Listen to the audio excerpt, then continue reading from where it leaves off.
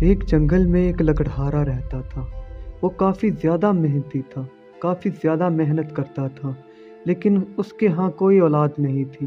وہ اس بات سے بہت غمگین اور پریشان رہتا تھا کیونکہ اس کو اولاد کی بہت زیادہ طلب تھی۔ وہ بہت دعائیں کرتا کہ اس کو اولاد نصیب ہو، لیکن دعا قبول نہ ہوتی۔ ایک شب لکڑہارا سخت بیمار پڑ گیا۔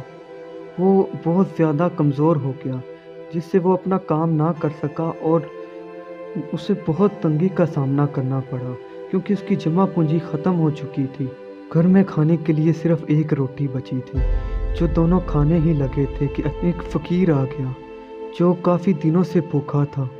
فقیر نے کہا کہ میں کافی دنوں سے بھوکا ہوں، برائے مہربانی میری مدد کر دیں۔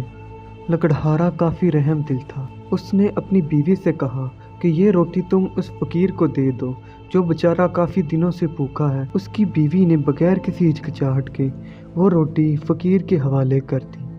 فقیر یہ دیکھ کر بہت خوش ہوا۔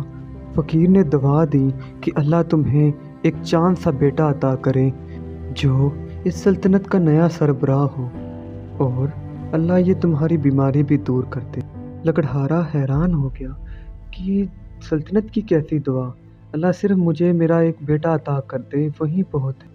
فقیر وہاں سے مسکراتے ہوئے چلا گیا اور وہاں سے نکلنے کے بعد وہ ایک جنگل میں بیٹھ گیا۔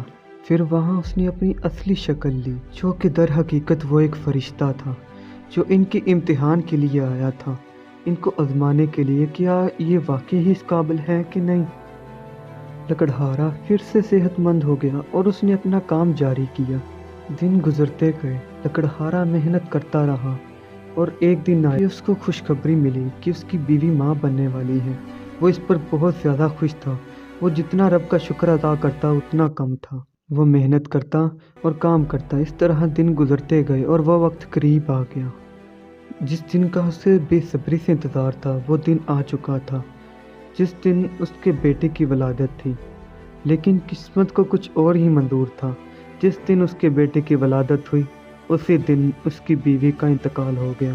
لکڑہارا بہت زیادہ پریشان ہو گیا تھا، ایک اس کی بیوی کی وجہ سے اور دوسرا اس بچے کی وجہ سے جو ابھی ابھی پیدا ہوا تھا۔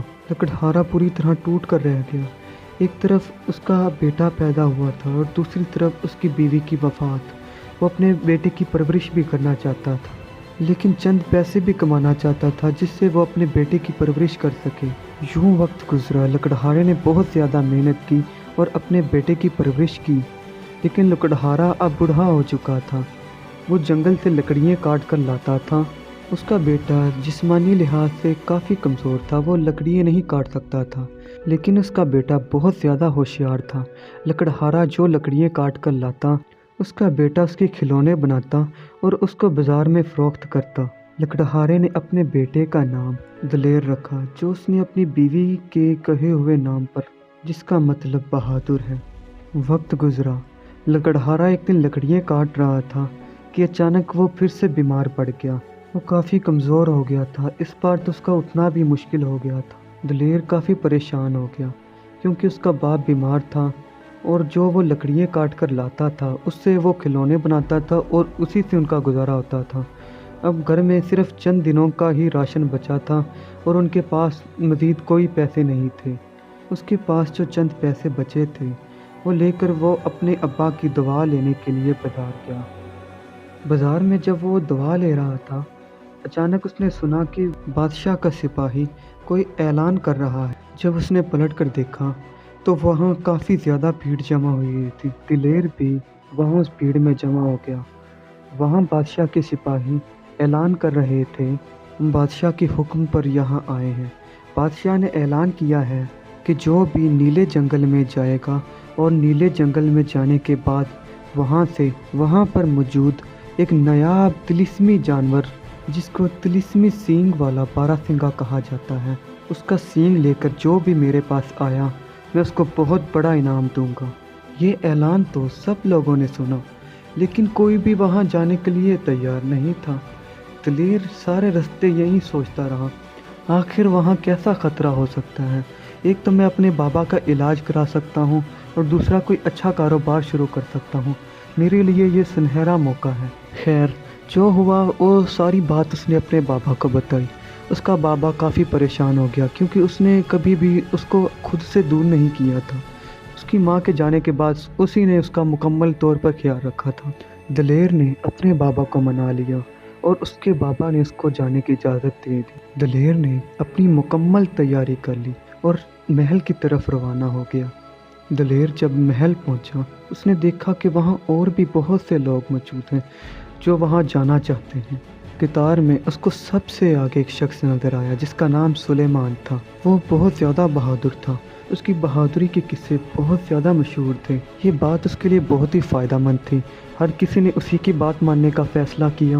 بادشاہ نے نیلے جنگل کا رستہ بتانا شروع کر دیا کہ آپ کو اس علاقے میں یہ نظر آئے گا اور اس علاقے میں یہ۔ اسی کے ساتھ بادشاہ نے ایک ایک نقشہ تھیلے میں ڈال کر سبھی کے سپرد کر دیا تاکہ کوئی بھی اپنی منزل سے بھٹک نہ سکے، اور تھیلے میں باقی بھی ضرورت کا سامان رکھ دیا۔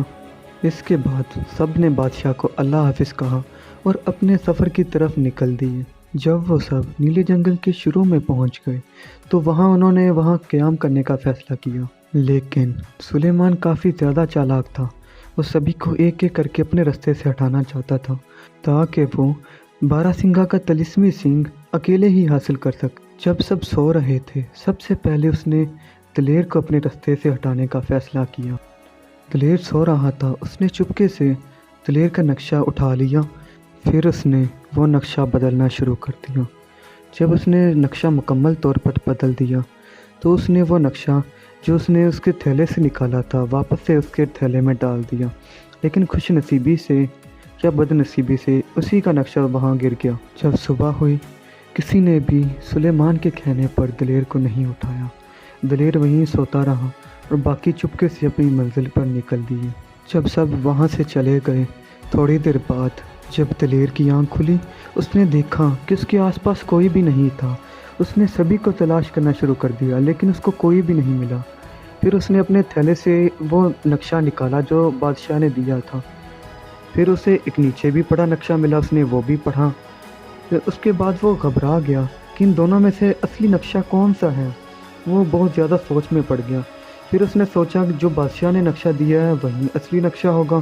اس نے اپنے تھیلے والے نقشے کو ہی مد نظر رکھتے ہوئے اسی کے رستے پر چلنے کا فیصلہ کیا، لیکن وہ بہت چلا۔ اسے بادشاہ کی بتائی ہوئی کوئی بھی جگہ ابھی تک نہیں ملی تھی۔ وہ بہت پریشان تھا، پھر بھی وہ چلتا رہا۔ آخرکار اس کے سامنے ایک پرانا گاؤں آیا جو بہت زیادہ پرانا تھا اور کھنڈر لگ رہا تھا۔ وہاں پر کوئی بھی آبادی محسوس نہیں ہو رہی تھی۔ وہاں تھوڑا سا آگے جانے کے بعد اس نے ایک بونا دیکھا۔ بونے نے بھی اسے دیکھا۔ بونے نے اس جنگل میں کافی سالوں بعد کسی انسان کو دیکھا تھا۔ وہ بونا اسے کسی بھی طریقے سے وہاں پھنسا کے رکھنا چاہتا تھا۔ دلیر نے بونے سے مدد مانگی۔ بونے نے کہا میں تمہاری مدد ضرور کروں گا اگر تم میرے 3 سوالوں کے جواب دے دو۔ اگر تم ایسا نہ کر سکے تو تمہیں خود کو میرے حوالے کرنا ہوگا۔ دلیر کافی زیادہ پریشانی میں پڑ گیا، اسے بہت زیادہ مدد کی ضرورت تھی، لیکن بونا ضد کر رہا تھا سوالوں کے جواب پر۔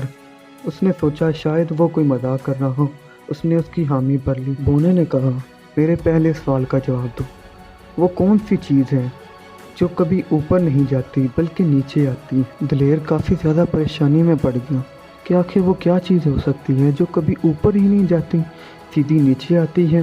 بونا اندر ہی اندر کافی خوش ہو رہا کہ یہ تو پہلے ہی سوال پر پھنس جائے گا، لیکن دلیر بھی کم نہ تھا، وہ بھی بہت زیادہ سمجھدار تھا۔ اس نے آس پاس نظر دوڑانی شروع کر دی۔ اس کی نظر درخت کی ایک شاخ پر پڑی جہاں کافی زیادہ پانی جمع تھا اور پتوں سے پانی نیچے گر رہا تھا۔ وہاں حال ہی میں بارش ہوئی تھی۔ دلیر کے فوراً ذہن میں آ گیا بارش۔ اس نے فوراً سے بولا بارش ایک ایسی چیز ہے جو اوپر نہیں جاتی بلکہ نیچے ہی آتی۔ بونا غصے میں اور دبی ہوئی آواز میں بولا ہاں یہ جواب صحیح ہے۔ اس کے بعد بونے نے کہا تم میرے دوسرے سوال کا جواب نہیں دے سکو گے۔ دلیر نے کہا تم اپنا دوسرا سوال بھی پوچھ لو۔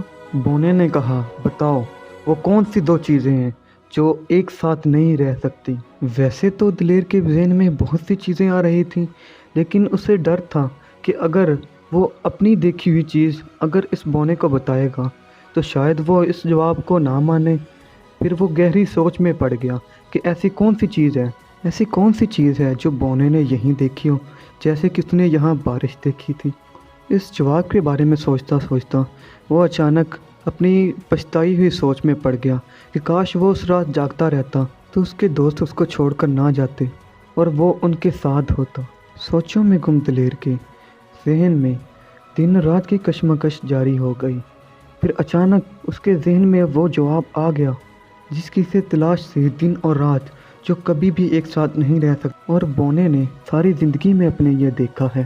اس نے بونے کو جواب دے دیا، دن اور رات۔ بونا یہ سن کر پھر غصے میں پاگل ہو گیا اور اس نے کہا، ہاں یہی ہے۔ بونے نے دوسرا سوال پوچھنے سے پہلے دلیر کے پیچھے موجود اپنے دوسرے بھائی کو اشارہ کیا۔ وہ کافی دیر سے دلیر کے پیچھے چھپا بیٹھا تھا اور دلیر کو اس بات کی خبر ہی نہ تھی۔ دونوں بھائیوں نے پہلے ہی دلیر کو آتے ہوئے دیکھ لیا تھا۔ وہ کسی بھی قیمت پر اسے وہاں پھنسانا چاہتے تھے۔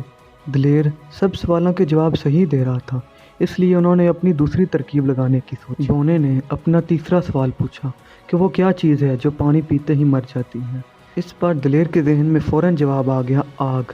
جیسے ہی وہ آگ کا جواب دینے لگا، پہلے سے پیچھے موجود بونے کے بھائی نے حملہ کر دیا۔ بونے کے بھائی نے دلیر پر جھاڑ ڈالا اور اسے درخت کے کنارے سے لٹکا دیا۔ وہاں پر لٹکتے دلیر کو خیال آیا کہ اس کے پاس تو ایک تلوار بھی موجود ہے۔ اس نے تلوار سے اس جال کو توڑا اور رہا ہو گیا۔ دونوں بھائی یہ دیکھ کر بہت زیادہ غمگین ہوئے اور ان پر حملہ کرنے کی سوچی۔ جیسے ہی وہ اس پر حملہ کرنے والے تھے، دلیر نے جلدی سے ایک بونے کو پکڑ لیا۔ اسے پکڑنے کے بعد دلیر نے کہا، بس کرو۔ اس پر دوسرا بونا رونے لگا اور کہنے لگا کہ میرے بھائی کو چھوڑ دو، ہم تمہیں سب بتاتے ہیں کہ یہ ہم نے سب کیوں کیا۔ دلیر نے دوسرے بونے کی بات مان لی اور اس کو چھوڑ دیا۔ اس کے بعد انہوں نے روتے ہوئے بتانا شروع کر دیا کہ ان کا ایک تیسرا بھائی بھی ہے جو کافی زیادہ مشکل میں ہے، کیونکہ ایک جادوگر نے اسے اپنے محل میں قید کر کے رکھا ہے۔ ہم تمہیں جادوگر کو سونپ کر اپنے بھائی کو رہا کرنا چاہتے تھے، براہ مہربانی ہمیں معاف کر دو۔ دلیر کافی زیادہ رحم دل تھا۔ یہ سب ہونے کے باوجود بھی دلیر نے انہیں معاف کر دیا، کیونکہ وہ ایک رحم دل باپ کا رحم دل بیٹا تھا۔ اس کے دل میں وہی خیال آیا کہ وہ بھی تو اپنے باپ کے لیے اتنی بڑی قربانی دے رہا ہے، بس انہوں نے غلط رستہ اختیار کیا اور وہ صحیح رستے پر جا رہا تھا۔ پھر اس نے بونو سے کہا کہ مجھے پورا معاملہ بتاؤ کہ پورا معاملہ کیا ہے۔ بونو نے بتانا شروع کیا۔ جنگل کے اندر ایک بہت ہی بدصورت جادوگر رہتا ہے۔ اگر کوئی بھی اس جادوگر کو خوش کرے گا تو جادوگر اس کی کوئی ایک خواہش پوری کرے گا، لیکن بدقسمتی سے ایسا آج تک کوئی بھی نہیں کر سکا تھا۔ ہمارے بھائی نے ہمارے بہت زیادہ منع کرنے کے باوجود اس رستے کو اختیار کیا۔ وہ جادوگر کو خوش نہیں کر سکتا، تو اس جادوگر نے ہمارے بھائی کو ہمیشہ کے لیے اپنا قیدی بنا کر رکھ لیا۔ دلیر نے بغیر کسی ہچکچاہٹ کے ان بونوں کی مدد کرنے کا فیصلہ کیا۔ دلیر نے بونوں سے کہا کہ میں تمہاری مدد کروں گا اور تمہیں اس کے بدلے میں میری مدد کرنی ہوگی۔ بونوں نے حامی بھر لی اور جادوگر کا رستہ بتانا شروع کر دیا۔ آخر کار وہ جادوگر کے محل کے باہر پہنچ گئے۔ محل دیکھنے میں کافی زیادہ بدصورت تھا۔ دلیر فی الحال اس جادوگر کو دیکھنا چاہتا تھا جس نے ان کے بھائی کو قید کر کے رکھا تھا۔ جیسے ہی دلیر نے وہاں پر جا کر محل میں جھانکا، اس نے دیکھا وہاں پر کوئی جادوگر نہیں بلکہ ایک بہت ہی زیادہ بدصورت جادوگرنی تھی، جو شاید اپنے کام میں کافی زیادہ مصروف تھی، کیونکہ اس نے دلیر کو آتے ہوئے دیکھا ہی نہیں۔ دلیر نے جب دوسری طرف نظر گھمائی تو بونو کا تیسرا بھائی اپنا کام کر رہا تھا، جو بہت زیادہ غمگین تھا۔ وہ اس زندگی سے بہت پریشان تھا۔ دلیر محل میں داخل ہوتے ہی واپس مڑ گیا اور کافی زیادہ کشمکش میں پڑ گیا کہ وہ ایک بہت ہی بدصورت جادوگرنی کو کیسے خوش کریں، جو بدصورت ہونے کے ساتھ ساتھ کافی زیادہ ظالم بھی ہے۔ پھر دلیر نے بونو سے پوچھا کہ ایسا کیا کروں کہ جادوگرنی خوش ہو جائے۔ بونو نے کہا کہ ایک پہاڑ کے اوپر بہت ہی خوبصورت گلاب کا پھول موجود ہے۔ ہم نے سنا ہے کہ جادوگرنی کو وہ خوبصورت پھول بہت زیادہ پسند ہیں۔ ہمارا قد چھوٹا ہونے کی وجہ سے ہم وہ پھول حاصل نہیں کر سکے۔ دلیر نے کہا کہ مجھے وہاں لے جاؤ، وہ کون سی چوٹی ہے جس پر وہ پھول موجود ہے۔ بونا اس کو وہاں پر لے گیا جہاں پر وہ پھول موجود تھا۔ وہ پھول کافی زیادہ اونچائی پر تھا، وہاں پر پہنچنا بہت زیادہ مشکل تھا، لیکن دلیر نے بغیر ہمت ہارے وہ پھول حاصل کر لیا۔ دلیر دوبارہ محل پہنچا محل پہنچنے کے بعد اس نے جادوگرنی کو مخاطب کرتے ہوئے کہا، اے جادوگرنی، میں تمہیں خوش کرنے آیا ہوں، تم مجھے اس کے بدلے میں کیا دو گی؟ جادوگرنی نے کہا، اگر تم ایسا کر پائے تو تم جو مانگو گے وہ میں تمہیں دوں گی۔ دلیر نے وہ پھول نکال کر بدصورت جادوگرنی کو دیا۔ جیسے ہی بدصورت جادوگرنی نے وہ پھول کو سونگھا، اس کی بدصورتی خوبصورتی میں بدل گئی۔ پر افسوس، یہ معاملہ صرف تب تک رہا جب تک بدصورت جادوگرنی نے اس پھول کو سونگھا۔ جادوگرنی نے دلیر کو مخاطب کرتے ہوئے کہا، کیا تم صرف مجھے اتنا ہی خوش کر سکتے ہو؟ دلیر کافی حیران ہوا کہ یہ کیا معاملہ ہوا، پہلے اچانک خوبصورتی پھر بدصورتی۔ دلیر جلدی سے آس پاس نظر دوڑانا شروع ہو گیا کہ اس کی میں اب کیا تعریف کروں۔ جب اس نے نظر دوڑا کر دیکھا تو اس کا محل کافی زیادہ خوبصورت تھا۔ اس جادوگرنی کو صفائی کافی زیادہ پسند تھی۔ اس پر اس نے اس کی تعریف کی تو وہ دوبارہ سے خوبصورت بن گئی۔ جیسے ہی وہ تعریف کرنا بند ہوا تو واپس سے وہ بدصورت ہو گئی۔ دلیر کا یہ معاملہ کافی سمجھ سے باہر تھا کہ یہ آخر کیا معاملہ ہے۔ خیر، اس نے پھر سے اپنی نظر دوڑانی شروع کر دی۔ جب اس نے نظر دوڑائی تو اسے محل میں ایک بہت ہی خوبصورت ہار دکھائی دیا۔ اس نے جادوگرنی سے یہ سب پوچھا ہی تھا کہ وہ واپس سے خوبصورتی میں بدل گئی۔ خوبصورتی اس بار کافی دیر تک رہی، لیکن زیادہ دیر تک نہ رہ سکی، پھر سے بدصورتی قائم ہو گئی۔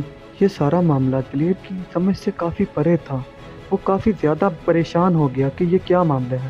اتنی ہی دیر ہوئی تھی کہ ایک بلی چوہے کے پیچھے لگی ہوئی تھی۔ جادوگرنی کے پاس سے گزری تو جادوگرنی نے جلدی سے چوہے کو بچا لیا اور بلی کو بھگا دیا۔ اس بار تو وہ کافی زیادہ خوبصورت لگ رہی تھی۔ اس بار تو دلیر کی نظریں اس کی خوبصورتی سے ہٹ ہی نہیں رہی تھی، لیکن پھر سے وہیں بدصورتی۔ اس بار جادوگرنی نے دلیر سے کہا کہ تم مجھے کافی دیر تک خوش کر پائے، بتاؤ تم کیا مانگتے ہو؟ اس پر دلیر نے کہا کہ میں اس بونے کی رہائی چاہتا ہوں جو تمہارا غلام بن کے رہتا ہے۔ جادوگرنی نے دلیر کی بات مان لی۔ جادوگرنی نے کہا، لیکن کل تمہیں دوبارہ آنا ہوگا۔ اگر تم دوبارہ نہ آئے تو میں تمہیں غلام بنا لوں گی اور تمہیں مجھے آ کر دوبارہ سے خوش کرنا ہوگا۔ اس بار تم ایسا نہ کر پائے تو پھر بھی تم دونوں کو غلام بنا لوں گی۔ انہوں نے حامی بھری اور وہاں سے نکل پڑے۔ محل سے دور جانے کے بعد اس نے بونے سے پوچھا کہ بتاؤ یہ کیا معاملہ تھا؟ بونے نے کہا کہ میں آپ کو مکمل واقعہ بتاتا ہوں۔ دراصل وہ ایک بدصورت جادوگرنی نہیں بلکہ خوبصورت شہزادی ہے جو کافی سالوں پہلے ایک جادوگرنی بنا دی گئی تھی۔ اس کہانی کا دوسرا حصہ میں اسی سنڈے اس چینل پر اپلوڈ کر دوں گا۔ تب تک میرے چینل آ اسٹوری ڈے کو سبسکرائب کریں اور بیل نوٹیفیکیشن کو آل پہ سیٹ کر دیں تاکہ میری نئی بنائی گئی کہانی سنڈے کی سنڈے آپ تک سب سے پہلے پہنچ سکے۔ اللہ حافظ۔